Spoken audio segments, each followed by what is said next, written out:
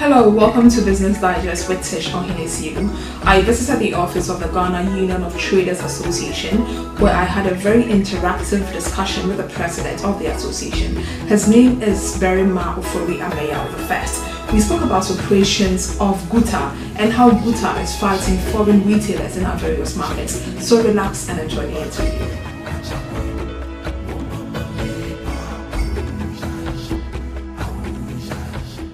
To somebody who doesn't know what GUTA is, I know it's the Ghana Union of Traders Association. What are the objectives of GUTA?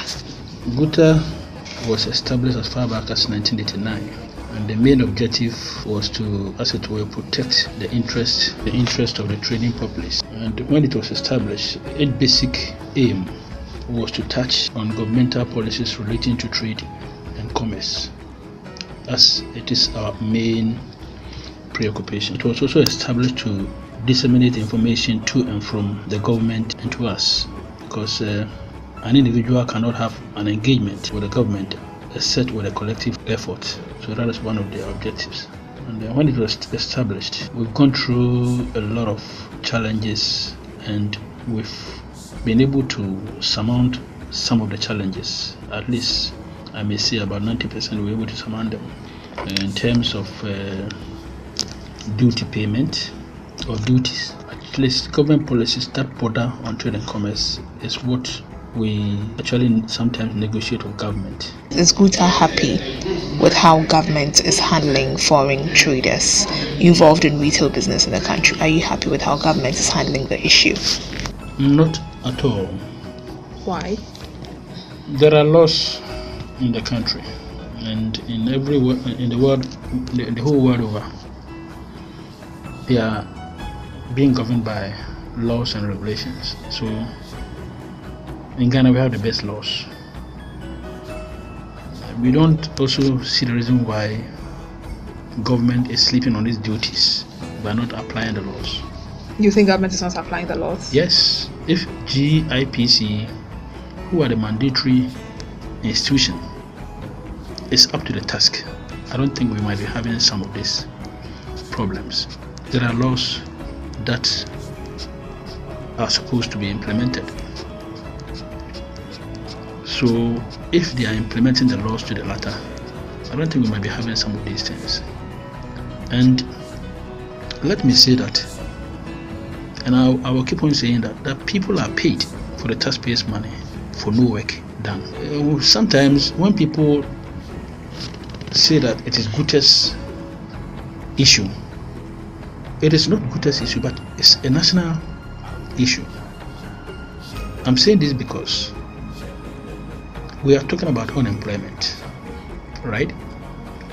And people think that when it happens with the formal sector or the civil service or the public service, that is where unemployment is being treated as unemployment. But when it's happening in the informal sector, it is not being treated as unemployment.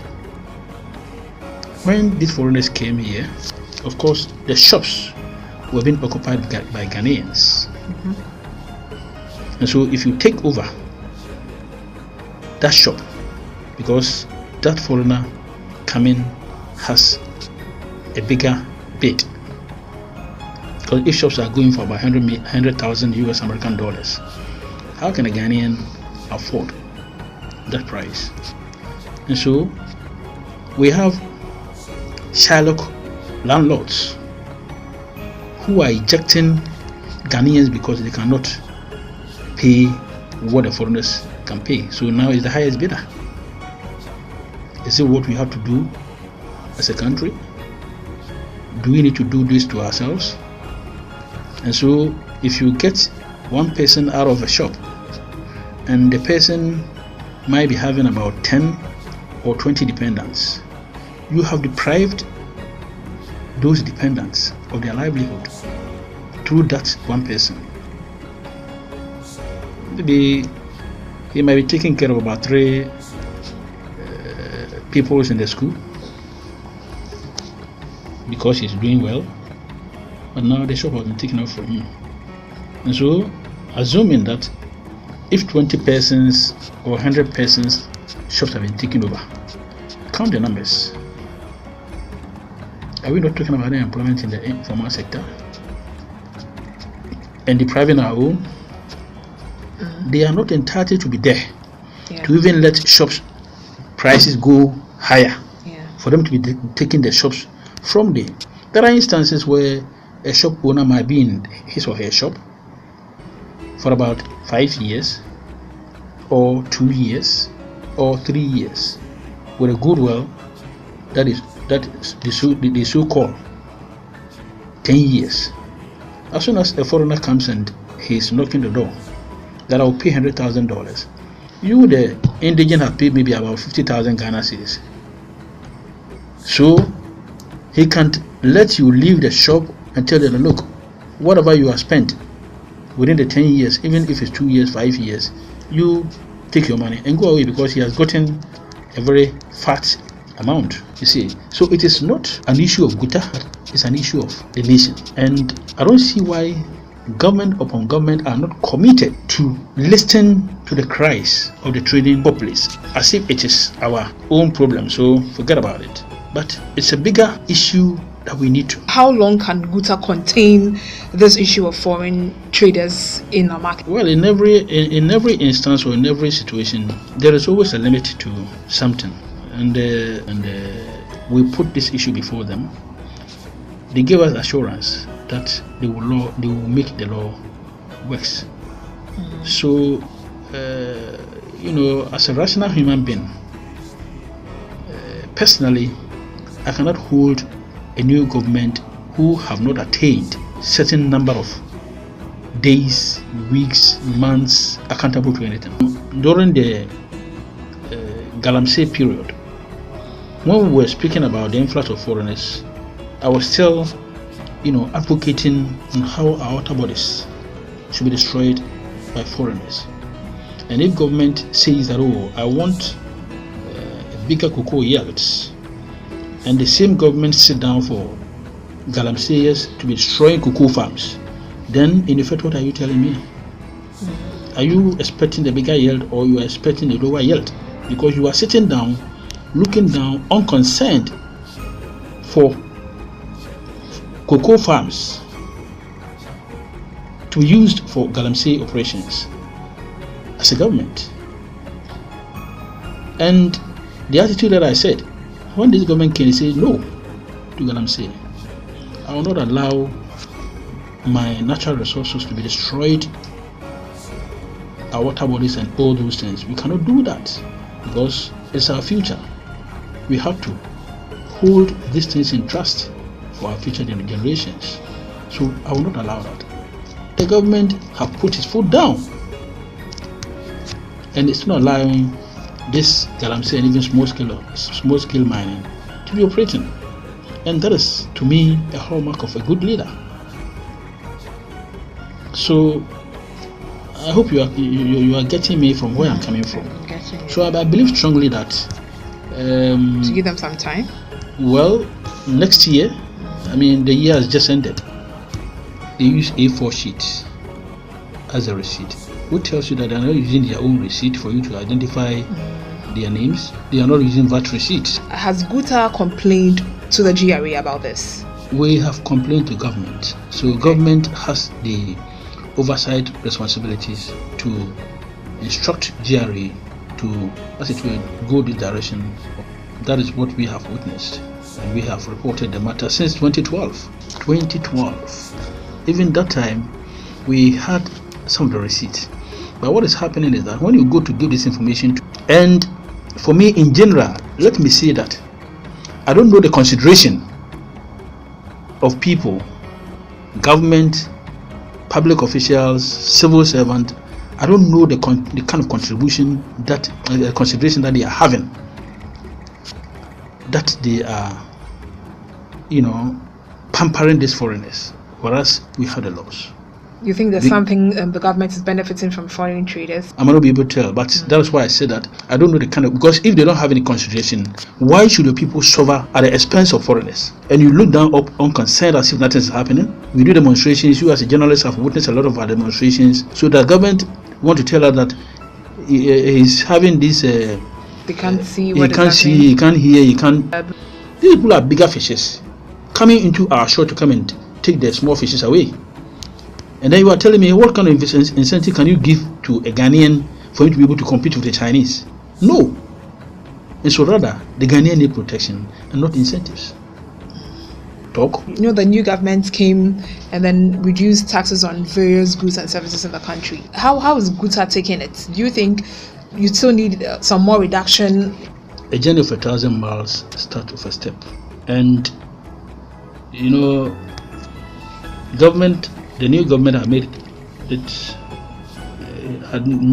Ghanaians aware that taxation is not a solution, but production.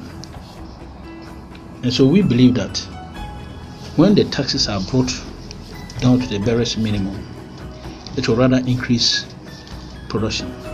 And when production is increased, automatically the shortfalls will be gotten at the end of the day. But if you increase taxes, you rather bring production down.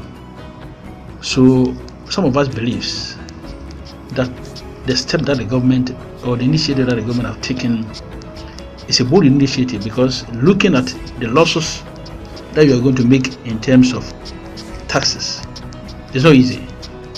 But except somebody who has a vision that can do certain things. So I believe strongly that it was a serious, major decision that was taken.